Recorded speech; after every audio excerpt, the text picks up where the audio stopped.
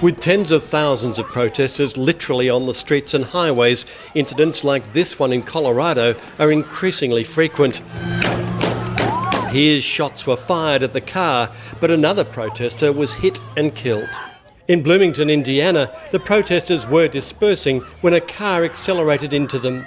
Rachel Glago watched in horror as her friend was injured after being hit by the vehicle. Her intentional decision to continue driving through people and disregarding human life is an act of domestic terrorism.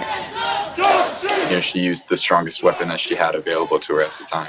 I want justice for that girl and for all the people that could have been injured or hurt or killed.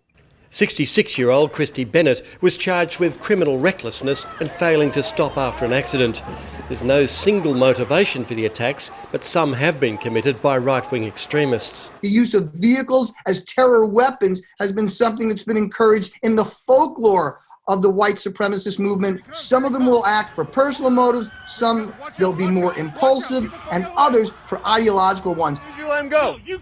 That protest was sparked by this alleged attack on African-American Vauhxx Booker by a group of white men. As painful as it is to watch people chant my name and then be ran down in the street, I'm going to continue to believe that we're moving towards justice. We're going to have to live with this weaponization of vehicles, and we're going to have to change how we make public spaces and public protests to better protect civilians. These changes are yet to happen. They may include installing bollards or redesigning spaces to protect people. But for now, the mix of protesters and vehicles remains a very real danger. Professor Levin says Americans can expect more of these attacks ahead of November's presidential election. With the protests happening every day, motivation and opportunity can combine anywhere, anytime. This new weapon of choice can be as readily available and as deadly as guns. Philip Williams, ABC News, Washington.